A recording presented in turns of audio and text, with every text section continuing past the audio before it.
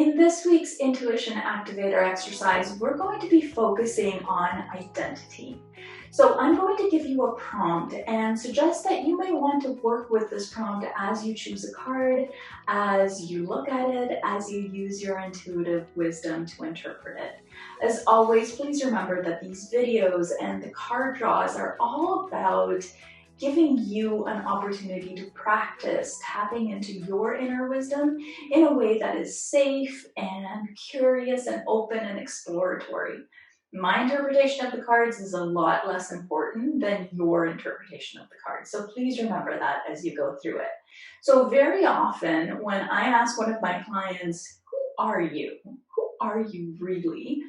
They will start telling me all about their roles in society. I'm an accountant, I'm a mom, I'm a wife, I'm an employee of whatever company, I'm self-employed, right? It's any one of a huge number of things that we think of ourselves as.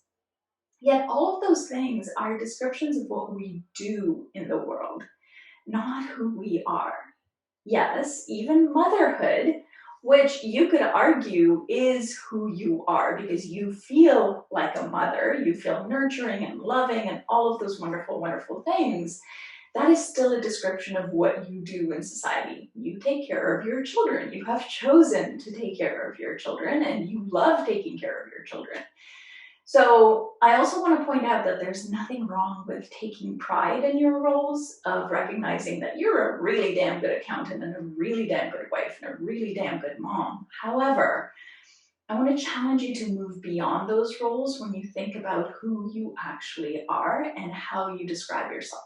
And the reason for that is because those roles could end.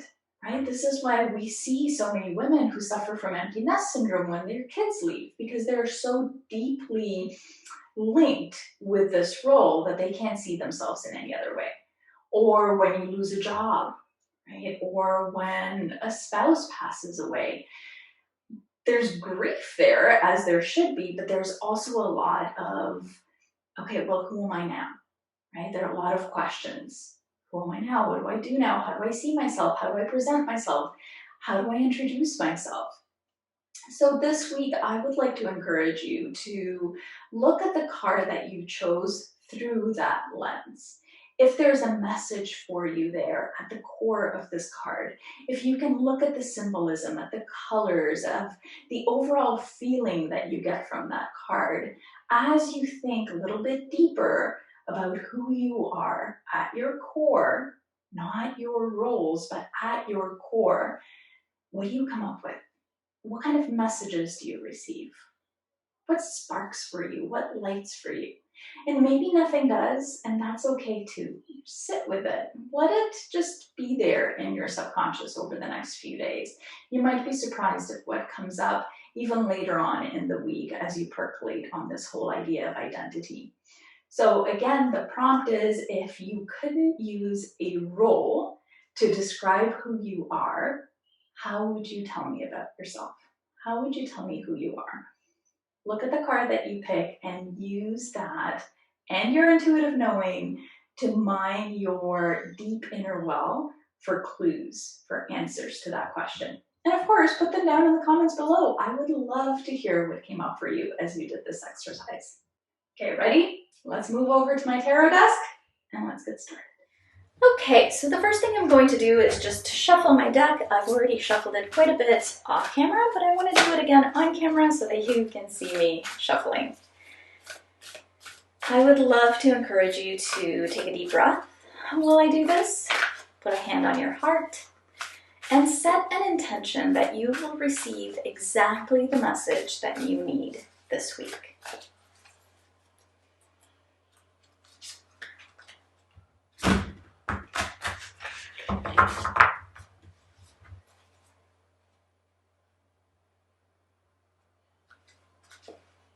Okay, now I am just going to lay out 3 cards. This is card number 1, and I'm going to put this crystal on top of it so that you can see. Card number 2, right here. Card number 3. Again, take another deep breath, center yourself, And I want you to ask yourself, if you were here in the room with me right now, which card would you pick? And just go with your first gut instinct. Now I am going to be pulling up every card, and then I'm going to put up a picture of it, and I would encourage you to pause the video when your card comes up, really look at it, really connect with it, jot down some notes, and then click play and listen to my interpretation. My interpretation may be different than yours, and yours always takes priority because I am not in your head, I am not in your heart, I am not in your soul. The best I can do is interpret the card through my knowledge and experience with the tarot and through my own filter and life experience, which is going to be very different than yours. Okay, so having said that, let's get started with card number 1.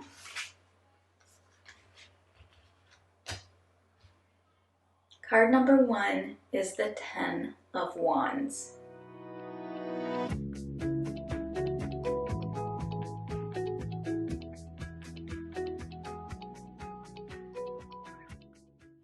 Whenever I see this card, and especially this particular interpretation of it, I think about somebody carrying a heavy burden and being weighed down by it.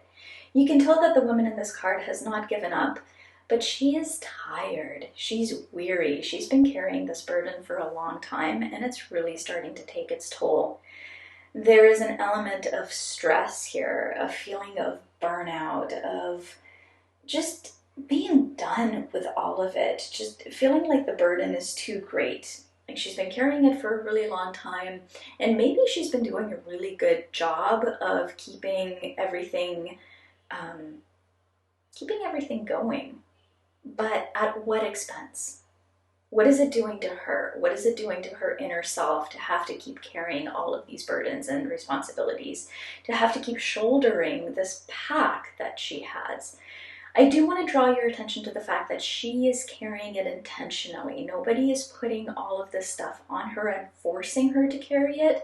She has chosen to carry all of these burdens and responsibilities for a variety of reasons.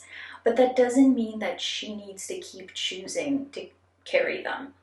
So this could be a really good opportunity for you to start thinking about delegating some of those responsibilities and some of those chores and burdens that are starting to get to be too much. How do you think about all of the things that are piling up on top of you? When you think about where you carry this weight, and it doesn't have to be a physical weight, right? I'm not talking about you picking up a backpack, but think about when you rolled out of bed this morning and you looked at your to-do list, or you thought about your to-do list, or you looked at your calendar, was it almost like putting on that heavy backpack? Did you feel yourself get a little bit more weighed down by the weight of the world, by the weight of other people's expectations? And if that's the case, then how can you let go of some of them? Are they all absolutely necessary? Are you the only person who can do them? And going back to the prompt that I gave you at the beginning of this video, how can you think of yourself if you don't think of yourself as somebody who carries all of these burdens, right? I want you to go a little bit into that identity piece and think about, what does it say about you that you choose to carry all of these responsibilities? And what do you think it would say about you if you dropped some of them? Okay, let's move on to card number 2. Card number 2 is the 6 of Pentacles.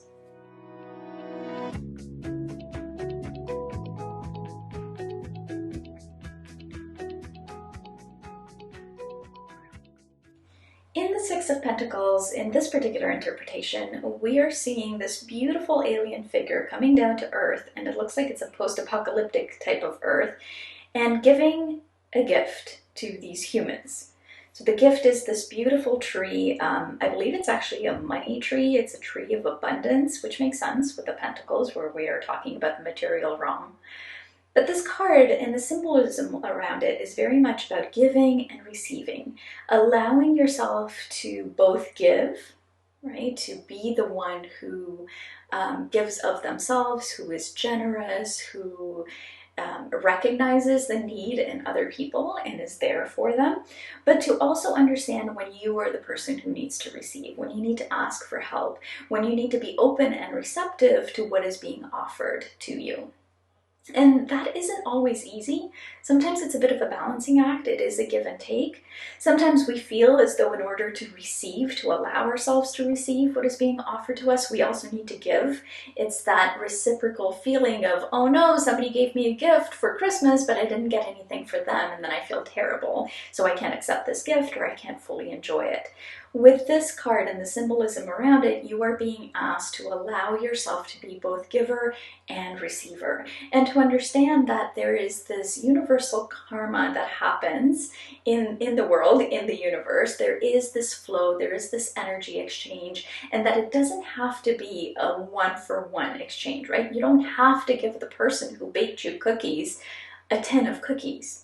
The way that you give back could be completely different. Could be with a kind word or a hug or a smile, or by mowing their lawn, a year later. It really doesn't matter. The universe has this beautiful way of balancing itself out. And that if you were holding on too tightly to this element and this idea of needing to control the balance, the energy exchange, then you're not actually going to allow yourself to receive, but you're also not going to allow yourself to be in the full spirit of generosity, because you are looking to control the way that plays out. So going back to the prompt that I gave you at the beginning of this video about tapping into your identity, I want you to ask yourself whether you see yourself as a giver or somebody who is willing and able to receive. More often than not, right? Both of us, like I said, all of us, like I said, are both. We are both givers and receivers, but we do tend to lean to one side more than the other as we go through our lives, right? Some of us are very comfortable asking for help, and some of us are very, very comfortable giving and giving and giving, sometimes depleting ourselves in the process. So ask yourself, how does that aspect of who you are at your core affect the way that you move through the world? And there's no right or wrong answer here. There's no good or bad, but it is a really good opportunity for you to explore intentionally how you want to show up moving forward. Is there anything you would like to shift about this dynamic in your life? And finally, let's move on to card number 3, which is Judgment.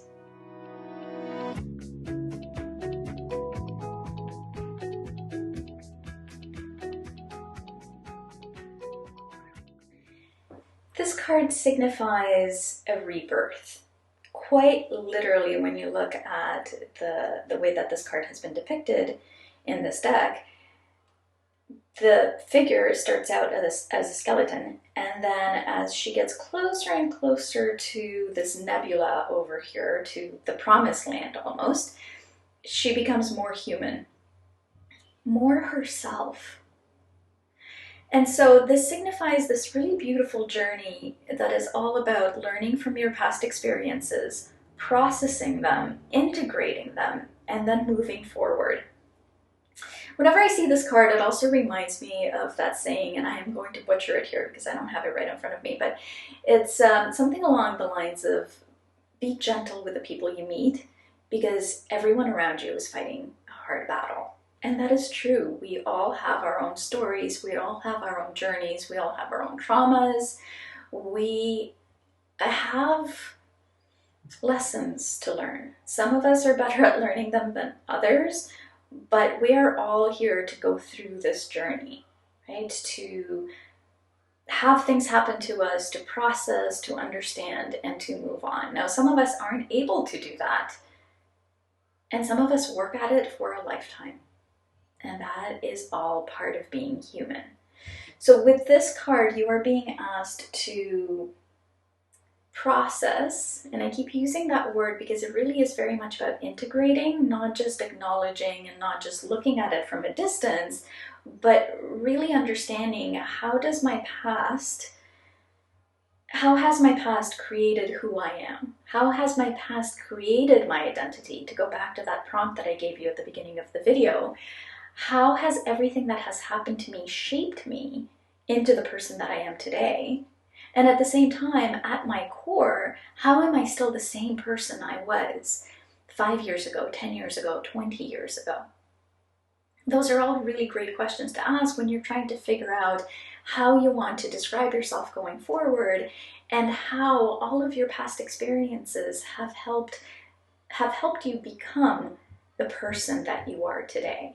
Because whatever your belief is about the afterlife, or about souls, or about why we are here as humans, I do firmly believe that we are here to learn. We are here to grow. We are here to experience, experiment, explore, integrate, and grow and evolve and move on to whatever is beyond this plane. And if you're a person who believes that there's nothing beyond this plane, then your role here on earth is even more important, because that ability to grow and learn and evolve is so integral to the way that you show up in the world. So you're being asked to do this work, to think about your past, your present, your future, where you've been, where you are, and how all of those things have shaped you and have served you. And really, the question I want you to ask yourself, especially when you think about things in your past that haven't gone according to plan, that maybe you have regrets around, that maybe you wish had never happened, I want you to think in terms of, how did that happen for me? Right? We hear that sometimes, this isn't happening to me, it's happening for me. And sometimes we think that that is just so trite and so glib, especially when we're in the middle of a very real trauma, or we're struggling with some very deep emotions like grief and injustice and abuse, right? But once you're through that experience, then I think it's a little bit easier to look back and say, okay, what did I learn from that? How did that experience shape me into the person that I am today? How did that experience shape my identity? And how can I use all of that, what happened and what I learned from it, to move forward, to show up in the world, to share my gifts with the world around me? Those are all very, very powerful questions. I hope this was helpful. If you would like to go even deeper into your intuition, into connecting with it, hearing your inner voice, really learning and understanding how to tap into that guidance system that is always within you, I have a free 5-day intuition kickstart that is going to be linked in the description box below. I would love to have you there. I would love to have you go through the process and really connect with yourself on a deeper, more intimate, and more compassionate level. I'll see you next week.